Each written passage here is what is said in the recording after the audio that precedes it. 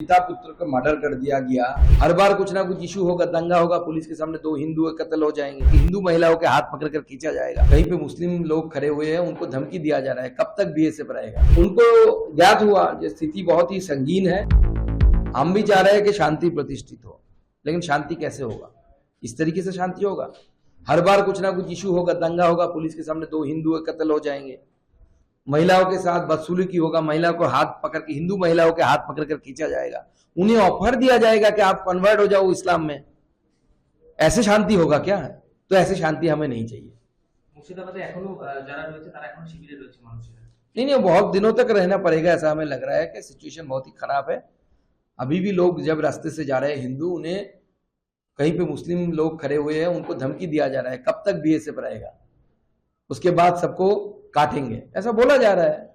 तो this is the situation in Murshidabad. ओमन commission उन्होंने विजिट किया शमशेरगंज, धुलियान और उसके साथ साथ मालदा में, जहाँ पे रिफ्यूजी रह रहे हैं।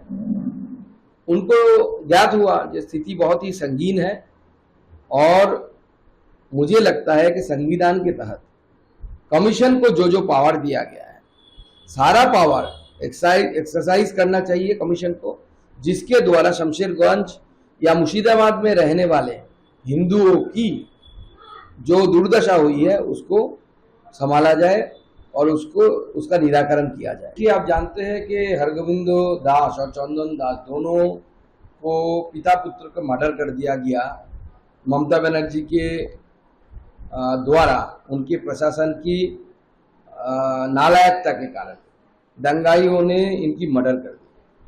तो स्वाभाविक रूप से उस परिवार के साथ मिलना, क्योंकि शुरू से ही उस परिवार के साथ मेरे ऑफिस के द्वारा मैं कांटेक्ट में हूँ, मेरा ऑफिस से कांटेक्ट रखा जा रहा था, और उनकी ये बोल सकते कि उन्होंने एक डिमांड किया कि एक बार मैं जाऊं। तो उन परिवार के साथ मिलना, वहाँ पे रह रहे हिंदू जो बहुत आतंकित है, बहुत चिंतित है कि आगे आने वाले समय में उनके साथ क्या होने वाला है, उनको कॉन्फिडेंस देने के लिए कि पूरा भारतीय जनता पार्टी, पूरा देश की भारतीय जनता पार्टी उन हिंदुओं के साथ है, और इन दंगाइयों को जो ममता बनर्जी की शय पे कुदक रहा है, इन दंगाइयों को हम आने वाले समय में जो ट्रीटमेंट जरूरी है ऐसा ट्रीटमेंट देने की व्यवस्था करेंगे। आपको घुसने नहीं देंगे तो क्या करेंगे?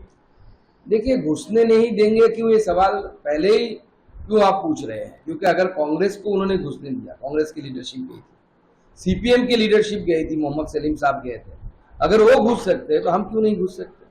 तो वो अगर घुस सकते हैं तो हमें भी घुसने देना चाहिए।